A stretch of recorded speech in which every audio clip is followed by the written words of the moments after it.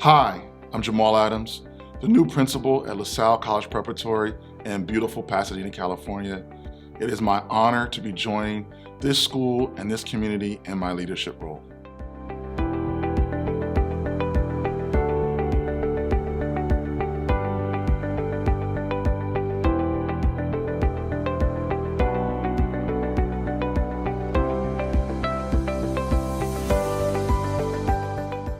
My initial impressions of LaSalle really centered on the idea of community.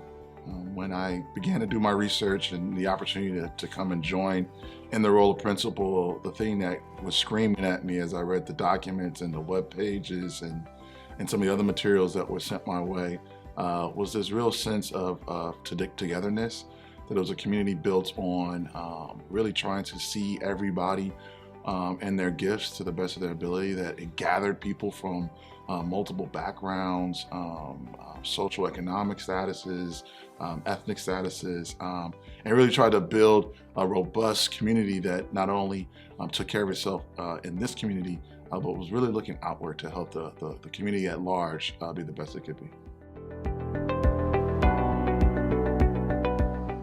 I would say the thing that I can't wait to get involved in really is centered around the word relationships. I think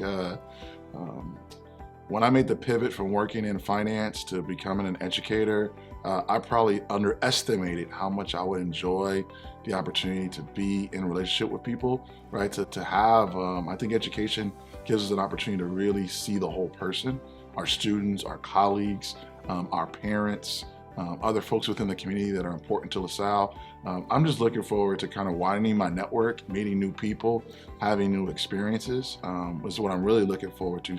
I would say secondarily, I'm hoping that all the different things that I've done from a leadership standpoint prove out or helpful, and me just helping recognize where I can help people find better ways to collaborate, to help each other, to build really a community that nourishes us and pushes us forward, a space that makes us our best. And then if I can use those different talents, as I've seen education from so many perspectives, as a teacher, as a coach, as an administrator, as a parent, and I'm just hoping I can bring all that to bear to help the community, and then specifically help individuals that need help with whatever might be an area of pain or a tough spot here in the community. Find a way to help them be their best. What is my favorite movie? All right, yeah, this is the pause. God, I have so many. Oh, okay. My favorite movie is Do the Right Thing by Spike Lee. Came out in 89, 90, which was my senior year in high school, going into my freshman year in the college. Really powerful movie, really kind of like lays bare like the idea of belonging and getting together and race relations, and it all happens in 24 hours, and it's got these really colorful characters.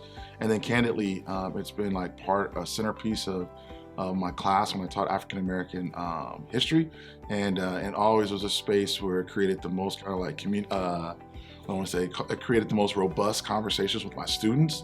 And so I always love engaging, because I think regardless of your perspective, like the title, Who Do the Right Thing, like who does the right thing at the end of the movie, is up for serious debate, and I love engaging in that conversation.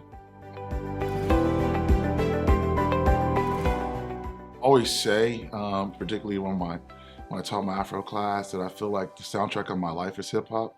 I grew up like at the inception in 77, 78. I was 6 years old, 7 years old. Grandmaster Flash and the Message. The first album I ever purchased for myself was a Run DMC album, like their first album. And so definitely I am a hip hop head. I would argue a hip hop historian, and that genre in particular makes the most sense, or vibes with me the most. I love lyricism. I like people that are really clever with words and wordplay. Obviously, the beat and the music create emotions, but I really like lyricism. And so, if you ask me my favorite song, if you were to ask me my favorite song, it's definitely from my favorite group, Hall of Famers, Tribe Called Quest, and The Scenario. both the regular one and the remix. Like it's like either one of them are my favorite songs, depending on my mood. But the very first one, the Scenario, that came out with their album Low End Theory. I was a freshman in college, and I went and saw Tribe at the famous Roxy in New York City, and some of the footage from that concert is in that video. So that song is always going to be special. No doubt about it. I'm an LA boy. I am a Laker fan. The greatest basketball player in the history of basketball, Earvin Magic Johnson, showed up in Los Angeles in 1979, and a 7-year-old Jamal Adams fell in love with him, his basketball, and everything that he does. And so I've been a Laker fan from the beginning of time. Obviously, I'm a basketball participant, right? Played in high school, played in college, and have coached for the better part of the last 20 years. And so definitely basketball makes my heart pitter patter. A very close second would be the San Francisco 49ers. I know that may not be popular in this community, but I was blessed. My grandfather was an NFL coach. And so growing up, his first NFL job, again, when I was 7 years old, going back to that magical time in my life, he became the running back coach for the 49ers in 79 and worked for Coach Bill Walsh, won a Super Bowl in 81. And so I'm a Niner fan, true and true, and a real Niner fan. Like my late grandfather, when he passed away, bequeathed me his Super Bowl 16 ring, and so I am a Laker fan and a Niner fan, like above it all. One of the beauties of athletics, right, is that it builds a rallying base around community. You see it play itself out oftentimes in secondary schools. I think it's a part of the pie that helps, sew our community together. And so I would say, now I am a Lancer fan, and I'm really looking forward, and the perspective from Loyola now to LaSalle is the opportunity to cheer on and have some ladies teams, some women's teams for me to really, really support and cheer for.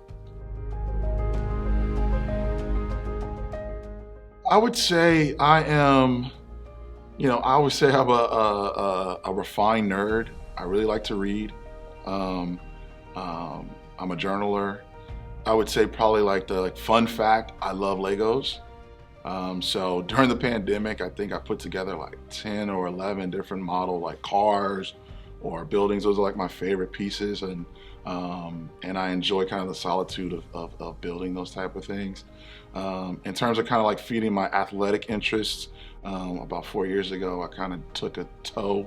I say I'm amateur triathlete, and I finished a couple different triathlons, and hoping now with some time, not coaching and all the things that I've been doing, that I could really get back to that swim, bike, run kind of process. It's really, for me, it's kind of a mind over matter thing. I've been asthmatic my whole life. It's one of my proud achievements is that I was a Division I athlete with a severe case of asthma, and kind of similarly, completing triathlons is one of those things where it's a great sense of accomplishment when I finish those trainings or when I finish a race. And so those are, I think that gives you kind of a feel. And then probably the answer that everyone gives is family. I'm really blessed. My wife for 26 years is my best friend. We enjoy movies and traveling and things of that sort. And then I've got 2 wonderful kids who are 25 and 24, and the 2 of them keep me in stitches and laughing and young, trying to do young things with them. So definitely spending time with my family is high up there as well. If I could bring them back, I'd love to be able to have a cup of coffee with Kobe, but and that's probably sentimental and what have you. And I admire the hell out of his drive.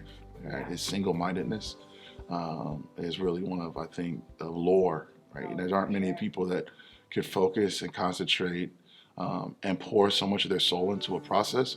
And so it'd be interesting just to have that conversation, because what I'd like to know is that at some point that man was human.